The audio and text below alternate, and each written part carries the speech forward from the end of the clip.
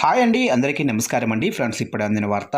ఇక దీత్వా తుఫాను కారణంతో రేపటి నుంచి ఈ జిల్లాల్లో భారీ వర్షాలు అంటూ ఇప్పుడిప్పుడే ఏపీకి సంబంధించిన వెదర్ రిపోర్ట్ గురించి ఒకసారి క్లారిటీగా తెలుసుకుందామండి. వీడియో మాత్రం ఎక్కడా కూడా స్కిప్ చేయకుండా చూడండి ఫ్రెండ్స్. అప్పుడే మనకి పూర్తి సమాచారం అయితే తెలుస్తుంది. ఇక లేట్ చేయకుండా టాపిక్లోకి వెళ్ళిపోదాము. ఇక దీత్వా తుఫాను బలహీనపడుతుంది, ప్రభావం మాత్రం కొనసాగుతుంది. మరో 3 రోజుల పాటు ఏపీలోనే పలు జిల్లాల్లో ఈ కారణంగా భారీ నుంచి అతి భారీ వర్షాలు కురుస్తాయని వాతావరణ శాఖ హెచ్చరించింది. ఈ మేరకు రెడ్ అలర్ట్ కూడా జారీ చేసింది. భారీ వర్షాల హెచ్చరికలతో అప్రమత్తంగా ఉండాలని అధికార యంత్రాంగానికి ప్రభుత్వం ఆదేశాలు జారీ చేసింది. తిరుమల, తిరుపతిలో భారీ వర్షం కురుస్తుంది. నెల్లూరు పైన తుఫాను ప్రభావం పడింది. కాగా వాతావరణ శాఖ తాజా హెచ్చరికలతో ముందస్తు చర్యలు చేపట్టారు.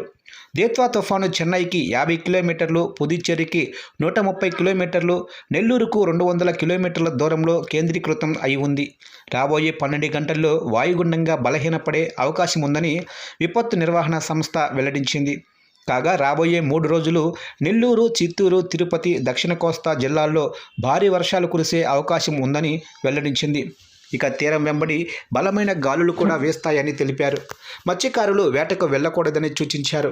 దీత్వా తుఫాను ప్రభావం దృష్ట్యా ప్రజలు సరైన జాగ్రత్తలు పాటించాలని ఆంధ్రప్రదేశ్ రాష్ట్ర విపత్తుల నిర్వహణ సంస్థ అధికారులు దిశానిర్దేశం చేశారు.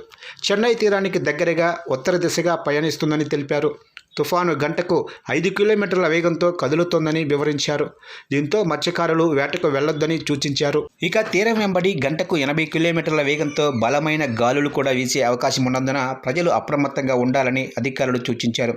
సముద్రం అలజడిగా మారడంతో సోమవారం వరకు మత్స్యకారులు వేటకు వెళ్లొద్దని విశాఖ తుఫాను హెచ్చరికల కేంద్రం ఆదేశాలు జారీ చేసింది.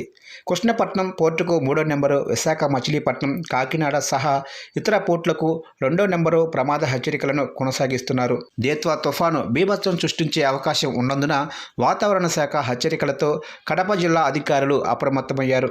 నెల్లూరు జిల్లాలో దీత్వా తుఫాను ప్రభావంపై మంత్రి నారాయణ అధికారులతో సమీక్షించారు. ఎప్పటికప్పుడు అప్రమత్తంగా ఉండాలని సూచించారు. వరదలు వచ్చే అవకాశం ఉన్న పెన్నా పరివాహక ప్రజలను అలర్ట్ చేయాలని ఆదేశించారు. వరద నివారణకు ముందస్తు జాగ్రత్తలు తీసుకోవాలని సూచించారు. తుఫాను ప్రభావిత రాష్ట్రాల్లో సహాయక చర్యలు ముమ్మరం చేశారు.